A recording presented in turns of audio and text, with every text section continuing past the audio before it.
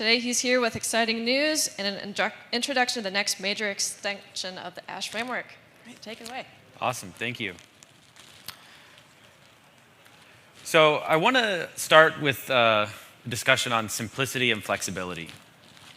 We are doing an announcement today, but indulge me for a little aside. I want to define terms here because words can mean anything. So when you want to talk about these things, you should talk about what they mean. So by simplicity, I'm talking about the ease of understanding and maintaining software. So this is an observed effect of simplicity, right? Sometimes software looks simple, but it isn't simple. It can be hard to measure, but you can often just tell by how easy it is to work on code or how easy it is to understand it. So by flexibility, I mean the ease of use for a new purpose that was not originally intended, right? So I'm not referring to flexibility like your ability to rewrite code, right? That's just how good you are at rewriting new code, right? And so we're talking about without rewriting, without significantly rewriting, the ability to use what you've built for something new. So we often think about these two things on a sliding scale, with simplicity on one end and flexibility on the other end. And while we do often make trade-offs for these, we do often sacrifice, rightfully so, some amount of flexibility for the sake of simplicity. They are not a sliding scale, right? These are two separate metrics that can be measured and can be disconnected from each other. So let's actually look at some sort of theoretical examples, right? If we have code that is low in simplicity and low in flexibility, right? So not simple, not flexible. What do we call this? Yeah, we call this a liability, right? One thing I want you to understand in these examples is that I'm talking about code that works well for what it's doing, right? So I'm not talking about something that this functions. It's just not simple, so it's not easy to maintain, it's not easy to understand, and it's not flexible. It can only do this one thing, right? So we call this a liability because business needs change. Things change over time, and you have code that is now difficult to maintain and difficult to use for some new purpose. Okay, so what about my clicker working? There we go, all right. So what about code that is simple, but is not flexible, right? This is code that you can maintain and debug, but you can't use it for anything other than its intended purpose, right? So what do we call this? We call this an asset. So this is actually really interesting. Like, I'm not trying to paint sort of low flexibility in a bad light here. If you're ever making a trade-off between flexibility and simplicity, you should always choose simplicity. However, when we switch these two, if we have code that is not simple at all, right, difficult to debug, difficult to maintain, but is highly flexible, what do we call this? This is overhead, right? So a lot of things that look like this are platforms, they're frameworks, they're things that have a lot of internal complexity, but are difficult to apply to new things. So like your internal framework, right? And so these are sort of like the aircraft carriers of software development, right? We don't have that many of them. They're very expensive, and they require a lot of skill to deploy. But what about this? This is obviously where I was headed, right? It's not that much of a surprise. It is possible to write code that is high in simplicity and high in flexibility, right? We don't tend to get these sliders all the way to the right every single time we do things, but it is possible. So the question is, what do we call this? Yeah, okay, we call it Ash. Yeah, that's good. So I call this leverage, right? This is a multiplicative factor over the work that we do any given day, right? And you've actually seen this, I'm sure you've seen this on larger projects.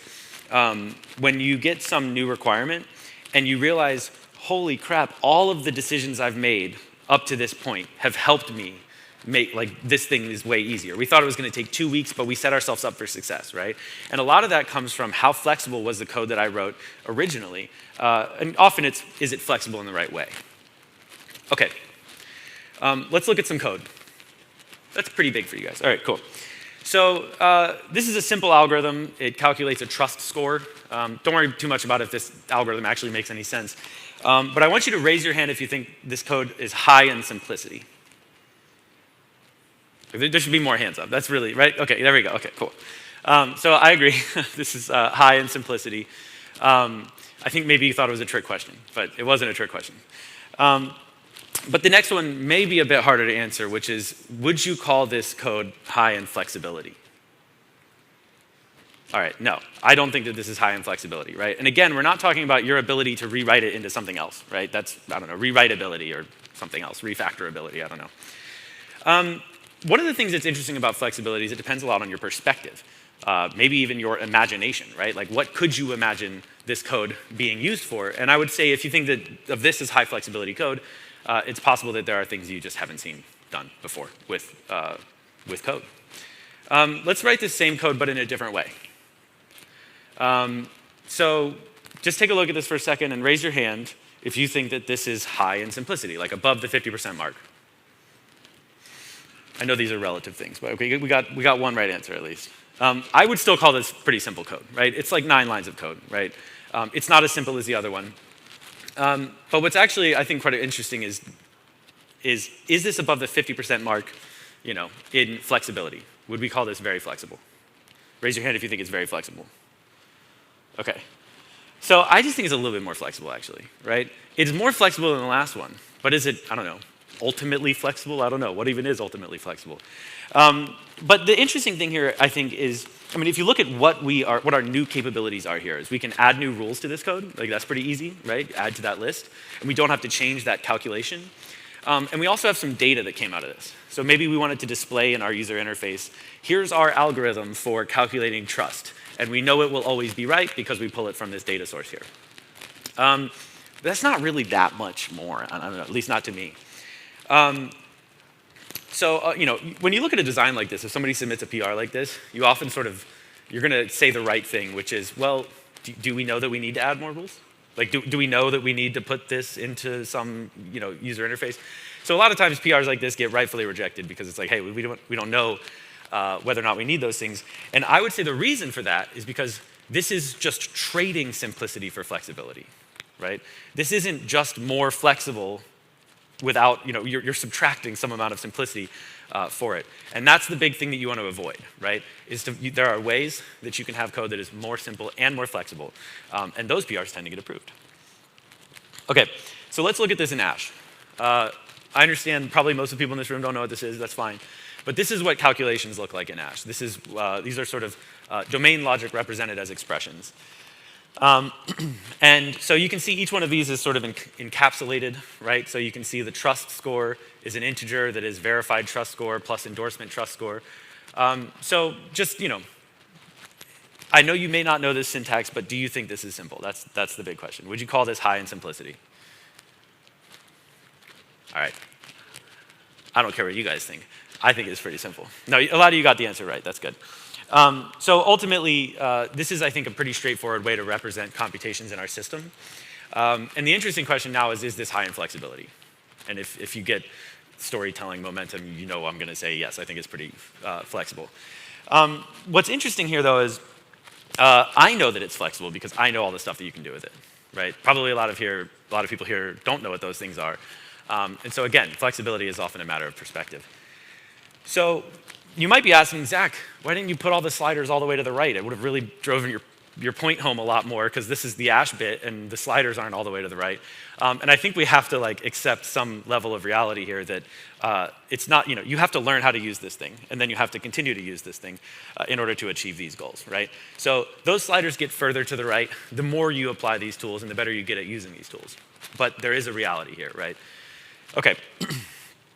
So just to go back to actually, to illustrate this leverage concept of using code for more things, you can load a calculation, right? So hey, give me back a user with their trust score loaded, right? So this is like ecto repo preload, but for calculations. You can also just say, okay, well, calculate it given these values, right? So there is no user, but I just want to know if there was a user that was verified and they had this many endorsements, what would their trust score be? This isn't going to go to the database. This is just going to compute that in memory in Elixir, right? So that's a significant amount of reuse, right, by defining our calculations in the way that we did. We can use them for policies, for validations, for change logic, all sorts of things. And we can also run them, put them into a database query. So if I say, hey, give me all the users with a trust score above some threshold, you get SQL that looks pretty much like this. So that if expression that was inside of our calculations is lowered into SQL automatically, right? So this is just some of the ways that you can reuse calculations. There's a lot more than that. So with that in mind, I would define leverage as maximized simplicity and flexibility, right? Like as maximal as you can get both levers. And I think our job as software engineers is typically to properly maximize these metrics without making trade-offs that minimize any given one, like find a relative maximum that you can get for what you're building. So a lot of what we're doing is taking stuff we already have, using the right abstraction for representing them, and then being able to reuse them for more things that don't require reworking their entire inner workings. So that brings us to the announcement. The moment you've all been waiting for. Also the worst kept secret in the world. If you're in our Discord server, there's a channel with the same name as this project. So we don't really keep this under lock and key. It has a logo. I'm sure you all know who generated that logo. It wasn't me. Okay, so Ash AI. So we have this new fancy technology that's coming into the scene. There's a lot of capabilities for it, but we also already have application layers, right? And the concept with Ash is that you shouldn't have to rewrite everything to leverage new pieces of technology. And if you are familiar with it, you'll have seen this sort of in practice, right? Which is we have one authoritative representation for things, and we leverage it for a lot of different purposes.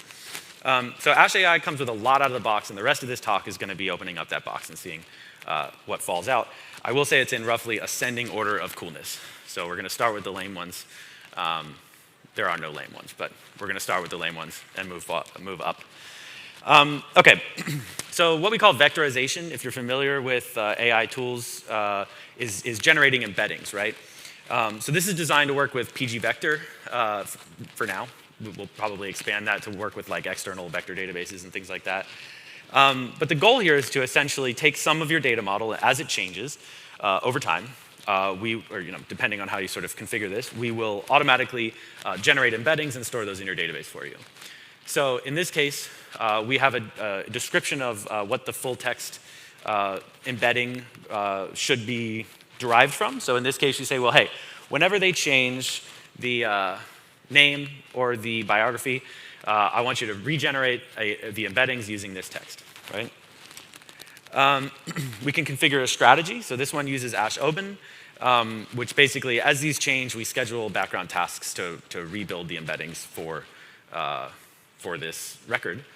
We also can embed individual records or individual attributes like the vectorized name and vectorized biography. So that allows you to build a certain kind of search, which like weights different attributes more heavily. And then it's basically bring your own embedding model. So this module it's typically just like a module that defines, I don't know, generate, I forget what the function is, and it'll call to an API, like use rec, everybody's favorite HTTP library. So how you actually use these embeddings is important, right? So this is an action in Ash. This is a read action. Read actions are kind of like plugs, or well, they're more like the con. But we can add sort of plugs. That's what this prepare does. So we take a string, an argument called term, and then we run this preparation, which modifies the query in some way. And this is some pseudocode. This is, okay, well, let's generate the embedding. So this is the way vector search works. You have to generate embeddings for the search term as well as for the data that you're searching through. And then we're going to use vector cosine distance. And if you don't know what it is, don't worry about it. You can Google it. But the point is that we can build a certain kind of fancy search using embeddings. And this is the sort of thing that you use it for, which is like if you want to find blog posts, for example, about kittens, but you also, it's like, well, cats are like kind of like kittens. What's the line? I don't know, right? Well, embeddings know that sort of thing, right? Embeddings sort of have that information in them. So vectorization is, I would say, a relatively small use of a lot of the technology that we have, but it's often important for building things like RAG, if you're familiar with that, and for building search. Okay, moving on.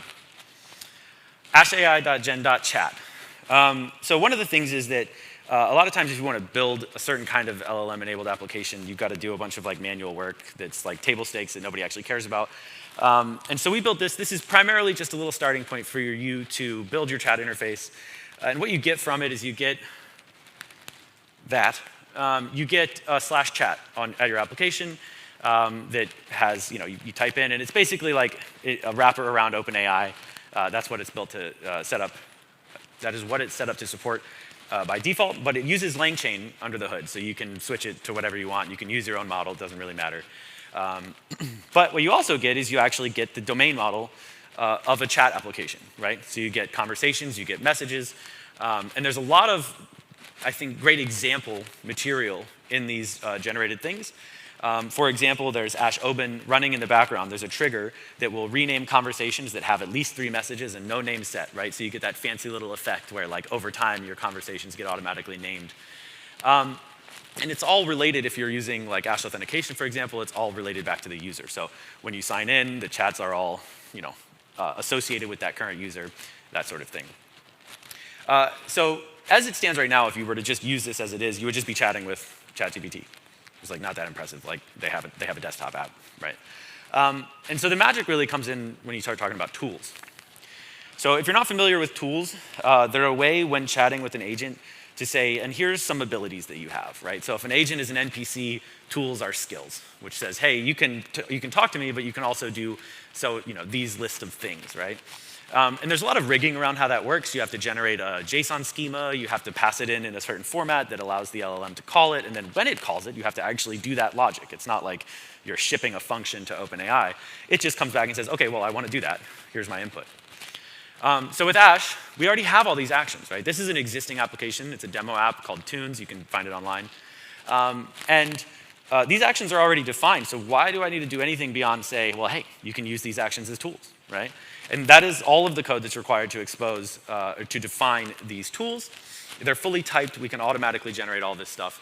And so all you need to do is go into the place where that we generate for you with ashai.gen.chat and put in the tools that it's allowed to use. So you define the tools, and then you expose those tools to the agent in that way. And now if I were to go into my chat, my /chat, and say, hey, do we have any albums about whatever? And say, no, we don't have that. And I can say, can you make one about cats? And it'll say, sure, and it'll make it, right? There's a really important detail here. And I think this is what sets apart our solution from a lot of other tools that are designed to work for LLMs. Notice how we're passing in an actor, right? So an actor in this context is typically going to be like the current user chatting. And Ash, baked into all of the logic, has policies, authorization rules, validations. All this stuff is already a part of this system, which means you can just slap some AI on this thing, and you're not exposing anything to the outside world that you shouldn't expose. You don't have to find a way to rephrase or rebuild whatever authorization logic you had. You don't have to build some new API or interface layer to make it all work. It's just safe because it uses your existing policies. So I think that this is one of the most important things that you can do when you're building LLM-enabled applications today.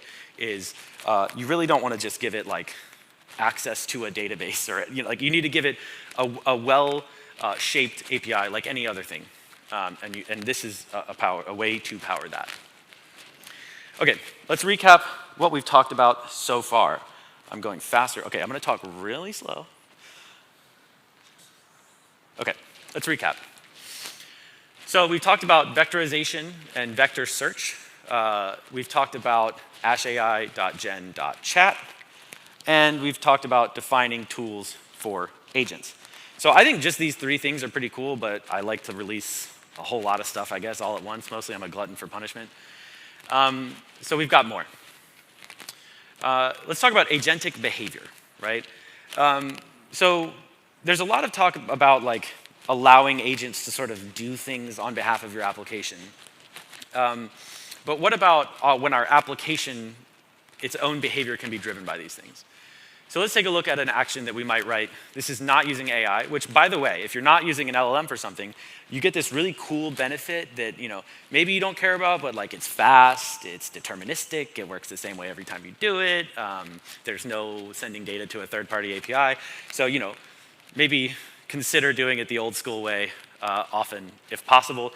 But in this example, we've got a description. We say, OK, hey, this looks for profanity in the input, and it returns true if any is found. We've got an argument that says, well, this is the text that we're going to be searching, profanity. And this is our handwritten, old school, meat bag made implementation that says, OK, well, if there's any swear words in this input, a list of words that we know, then hey, it's profanity. But in reality, like a profanity filter is a great use case for LLMs. Not necessarily like a really expensive ChatGPT model. It doesn't really matter what model you use. But so with that in mind, how do we do this?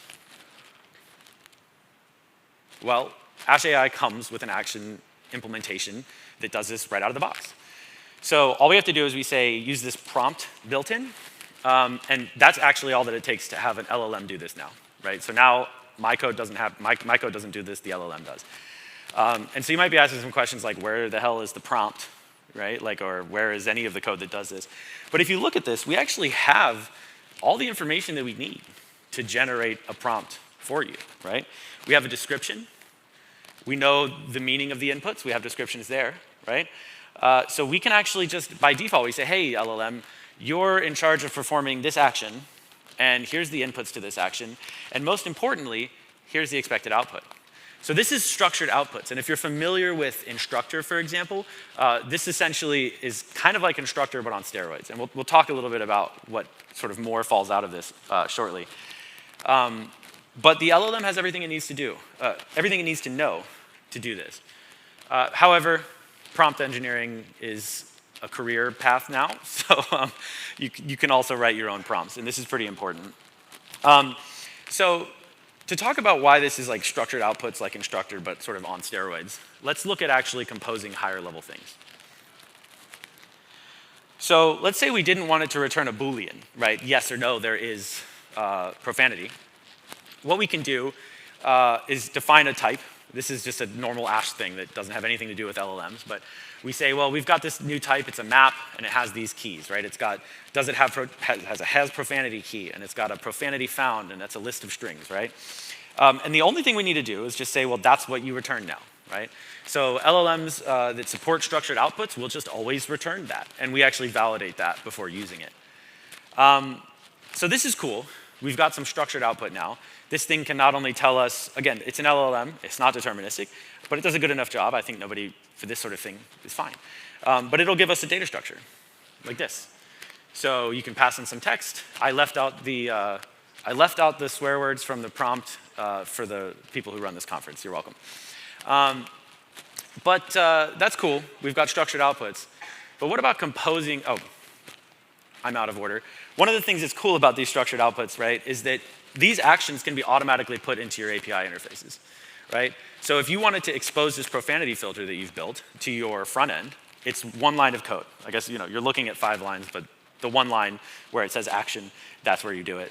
If you want to put it over a JSON API, same thing, right? So because it's defined as an action and everything in Ash knows what to do with actions, you don't have to do anything to actually leverage these in various places. Okay, let's get back in order. So what if we wanted to write higher level like behavior that can leverage these things that we've worked on? So this is another action whose job is to summarize content, right? But for whatever reason, we've decided that any content that contains a swear word has to be, fully ignored. Maybe we're summarizing material for children. I don't know. Maybe don't make things for kids with LLMs. But so this is pretty straightforward. But we actually already wrote this check for profanity action, right? And so we can actually just provide that as a tool to this action.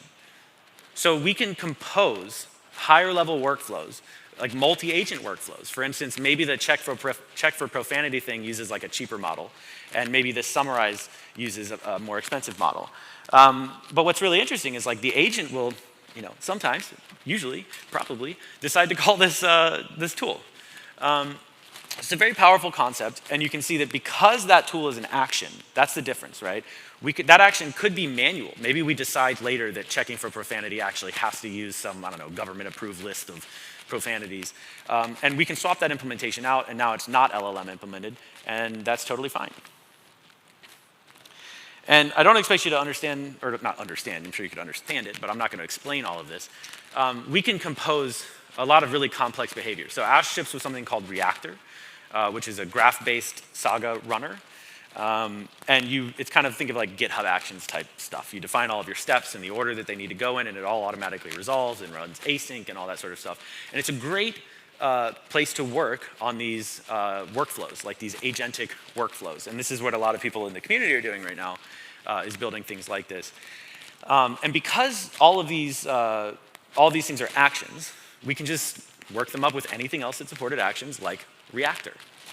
So this is an example of a reactor that scrapes a web page, discovers all the products on there, and then bulk creates, like inserts all of those products into our database, which I guess in retrospect sounds a little nefarious, but whatever. Okay, one last thing. I really thought I was going to be up against time. You guys better think really hard about questions. Okay, MCP. So raise your hand if you've heard about MCP. Oh, that's really cool. All right, let me just skip this bit where I explain what it is. No, I'm just kidding.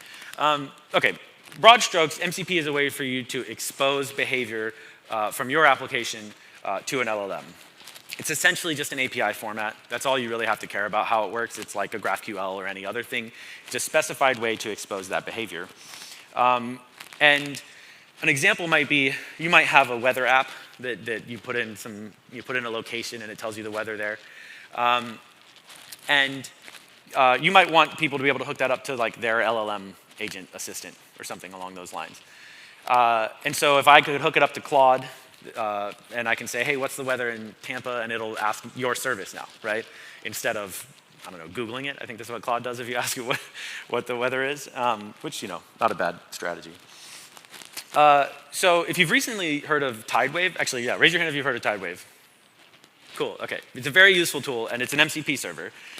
Its fundamental purpose is for development, right? So you hook it up to your application that you're developing on, and it gives you all these, cool superpowers. So in Ash, we have, this is for production MCPs. I'm about to show you dev MCP, but this is actually for shipping to your production application the ability to connect other LLM tools to your application safely in a way that follows the policies of your application and the validation rules of your application. And yeah, so this is pretty great, right? This is the whole bit of code that you need on top of what I showed you with tool definitions to expose these as an MCP server. And we recently launched an API key strategy. So if you know anything about MCP, MCP has this authentication built into the protocol that uses OAuth. It's not that complicated, but it's a little annoying. And API keys are really simple. So that's where we started. So the OAuth strategy will come at some point, but for now, API keys are a good way to do this. And you can roll your own OAuth layer in front if you want, right? So basically, you have somebody go to a page, make an API key, paste that into their agent app, and they're off to the races. So we also have a dev MCP. We're still experimenting with this, and this is, I think you'll find that even with Tidewave and all these sorts of tools, we're still finding out like what works well, what tools are useful to agents working locally.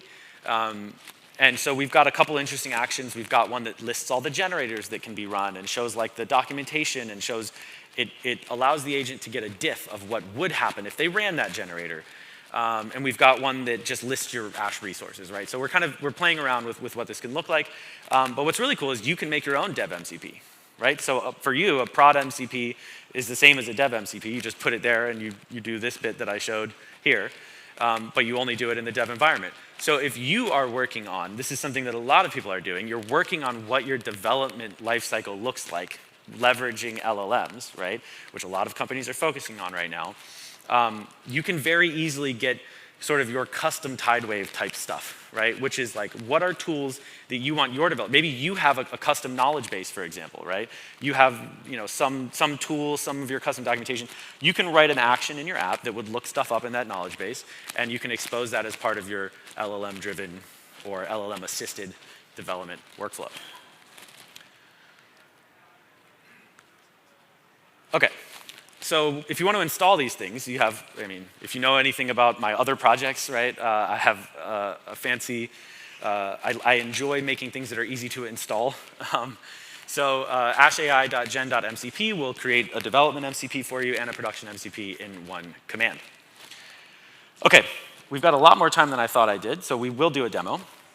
Real quick before we get there, you can use the code AshElixirConf EU to get 30% off the book. But everybody put your phones down because actually you can get 40% off until May 21st. I'm glad I saved you all. You almost all spent $2 more than you would have otherwise. All right, I'll give you time to I don't know, scan this QR code, and we're going to switch to a demo. I still see phones up. This is great. I'm making like $12 right now.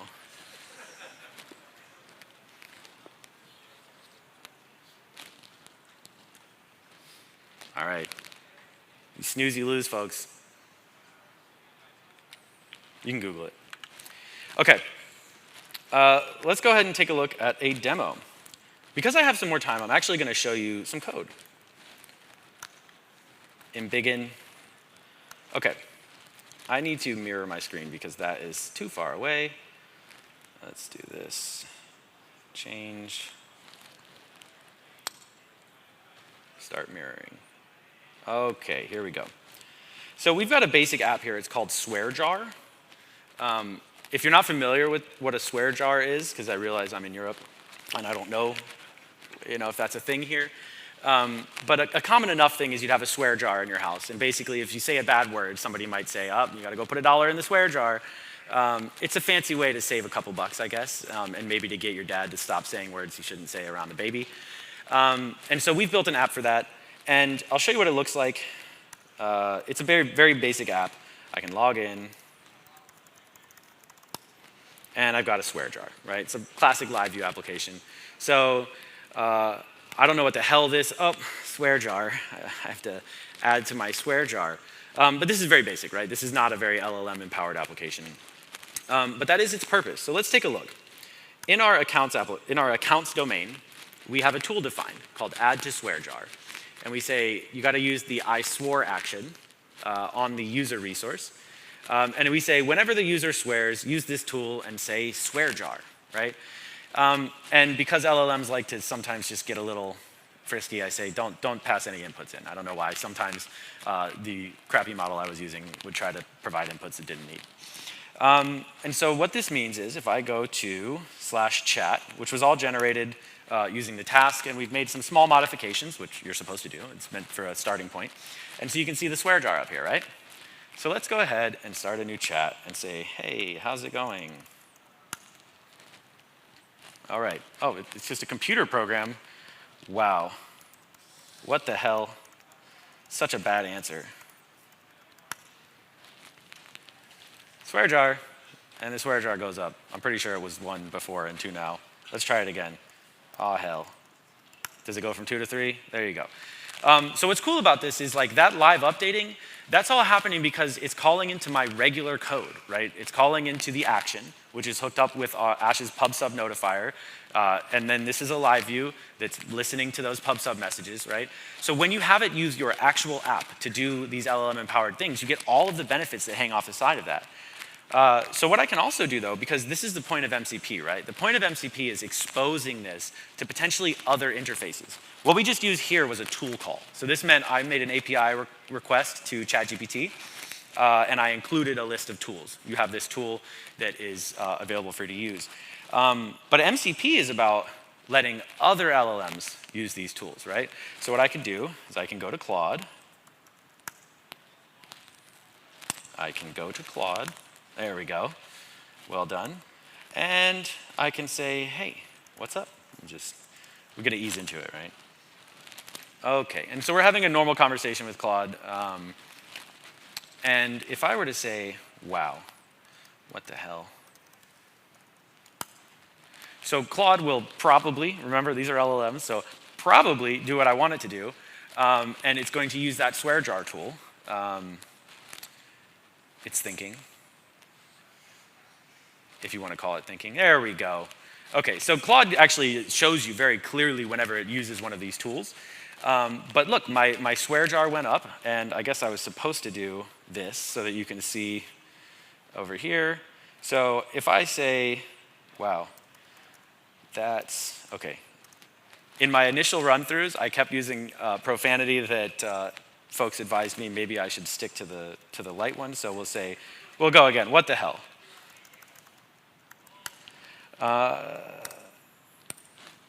Send. There we go. All right.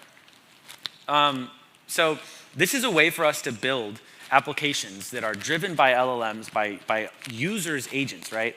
And a hot take here is that if LLMs, maybe not a hot take, maybe this is just what everybody's saying these days, but if LLMs really do proceed to get better and better and better, which is debatable, do you really think at some point that anybody's going to come to your website to do anything ever? Like, why wouldn't they ask their agent to do it if the LLMs really get that good, right?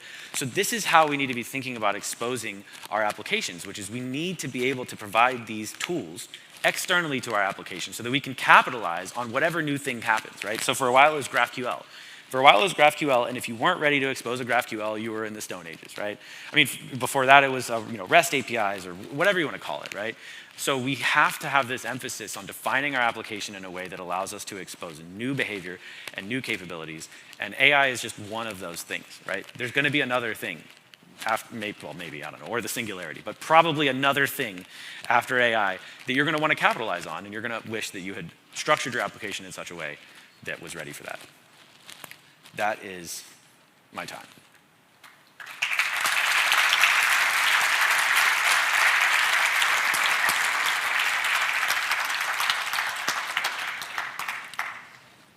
Thank you, Zach. We have some time for questions, if anyone from the audience, or if you want to put them into the SWAT card app. By that's my time, I meant I have 5 minutes left, but nothing left to say, so. All right, Zach, we got one question. So what inspired the core design of this new extension, and how do you envision it fitting into existing Ash-based architectures? Well, what inspired the core design? I mean, it's really the same thing as all of the extensions that we have, ultimately. They are designed cohesively, I guess, right? So like it should fit in with pretty much everything else that anybody's doing. And that's kind of the end goal. So really, we go through the same design process, distill the core pieces of information that we need to describe these things are going to happen, ensure that there are varied escape hatches along the way so that when you don't like the whatever behavior we decided that was a good default, then you can use this new thing. And that design process, separating the data, right, what you see as a DSL, from the actual execution of the code, is pretty much the design process you see all throughout Ash. Any questions from the audience?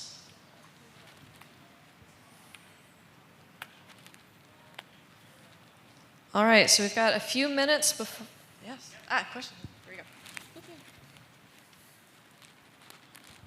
we go. Have you tried Bumblebee models to use with tool calling? I have not tried Bumblebee models for use with tool calling. The main reason, so I've tried various local models, and for tool calling specifically, local models have even like the best ones I could get my hands on, I would say 2 months ago when I was playing with it, just did not reliably call the tools that I wanted them to call, and when it did call them, it did not reliably provide an accurate schema. And Ash can do a lot of things, but just like guessing from a schema, like a JSON object that looks kind of like a schema and turning that into like the actual input that it meant to do is not one of the things that we can do. So we kind of are in a world where you need kind of the best models to do tool calling, same way you need it to do, at least in my experience. This stuff moves so fast that maybe, I don't know, China launched a deep whatever 12, and now it's magic. There's some very fast-moving scenes, so it's possible that tool calling is better for local models, but I did have trouble with it when I tried it.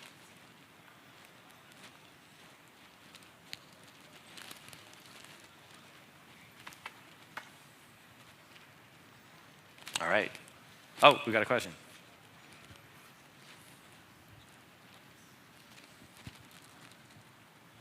Sorry, this is not a question related to the current talk, but overall, I just always have this question. How do you handle cross-domain communication in Ash? Because I've got a book, I read it, I thought it would answer this question, but it didn't. So by cross-domain communication, I assume you're talking about, you've got like you've got like a accounts domain that has users in it, and then you have like a library domain that tracks like the user's books. And maybe when a user signs up, it should, add some books to their library by default or something. And so it's like technically this the initiator of this is something in your accounts domain, but it has some effect in your library domain. So one of the things that's interesting is like, it's reality that's making that conflation, not like your code, right? So ultimately, you can draw lines however you want, but these things do connect in some way. And really the best thing to do is just make sure that it's like well defined, and a lot of that is via actions, right? Make sure that there's a specific action that is meant to be used in this way, that is meant to be composed across domains. There's a new pattern that's kind of been, this is very specific in Ash land, so maybe won't make a lot of sense to everybody, but a new pattern that people have been doing that I've actually been enjoying as well is when 3.0 came out, we introduced a way to define code interfaces on both the domain and the resource. So they were originally just on the resource, but now you can define them on the domain. And what we've done is basically, if you're going to do anything across domains, or if you're going to do anything from the outside world, you're always calling a code interface on a domain, right? That's that domain's public interface. And then internal to the domain, like if you have some action with a side effect, it actually uses a code interface on the resource in question. So you kind of get this private-public split. It doesn't really like solve exactly the problem that you are reaching across a domain, but sometimes you just have to do that, and it doesn't have to be too processed, I guess. Now I do have a red thing that says time's up. Sorry about it.